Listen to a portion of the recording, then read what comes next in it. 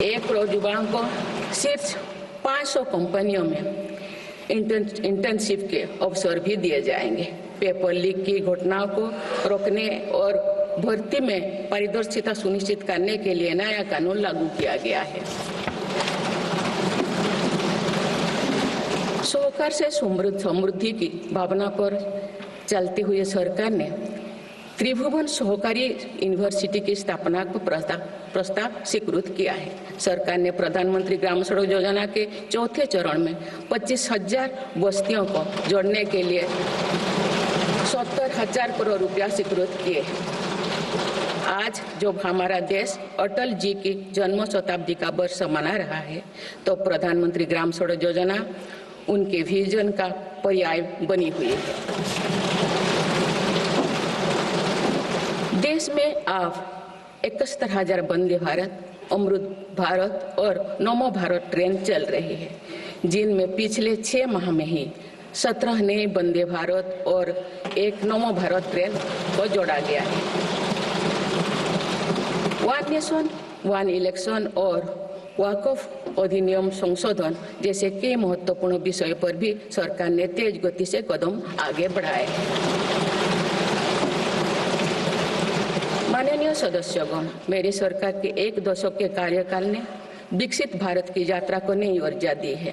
विकसित भारत के विजन में जन भागीदारी का सामूहिक सामर्थ्य है, देश की आर्थिक उन्नति का रोड मैप है, डिजिटल क्रांति के रूप में टेक्नोलॉजी की ताकत है और आधुनिक इंफ्रास्ट्रक्चर आधार भी है।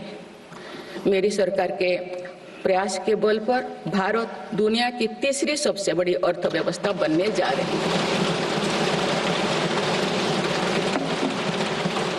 विकसित भारत की उड़ान को हमारे संविधान के आदर्शों का सतत मार्गदर्शन मिलता रहे, इसके लिए सरकार ने सेवा, सुशासन, समृद्धि और स्वाभिमान इन प्रमुख सिद्धांतों को गवर्नेंस के केंद्र में रखा है। सरकारी फर्म, परफर्म और ट्रांसफर्म के अपने संकल्पों को तेज गति से आगे बढ़ा रही है। मेरी सरकार का मंत्र है सबका साथ, सबका विकास, सबका विश्वास और सबका प्रयास, और इस मंत्रों का एक ही लक्ष्य है विकसित भारत का निर्माण। माननीय सदस्यगण, जब देश के विकास का लाभ अंतिम पायदान पर खड़े व्यक्ति को भी मिलने लगता है, तो भी विकास सार्थक होता है। मेरी अंत्योदय की वह भावना है जिसके प्रति मेरी सरकार संकल्पित रही है। गरीब को गरिमापूर्ण जीवन मिलने से उसमें जो सशक्तिकरण का भाव पैदा होता है और गरीबी से लड़ने में उसकी मदद करता है। स्वच्छ भारत अभियान के तहत बने 12 करोड़ शौचालय, प्रधानमंत्री उज्ज्वला योजना के तहत निःशुल्क दिए गए 10 करोड़ गैस कनेक्शन, 80 करोड़ जरूरतमंदों का राशन, सौभाग्य योजना, जल जीवन मिशन जैसे अनेक योजनाओं में गरीब को ये भरोसा दिया गया है कि वे सम्मान के साथ जी सकते हैं।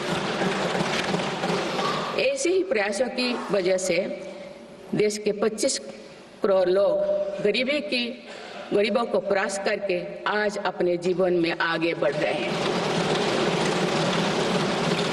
इन्होंने न्यू मिडिल क्लास का एक ऐसा समूह तैयार किया है जो भारत की ग्रोथ को नई ऊर्जा से भर रहा है।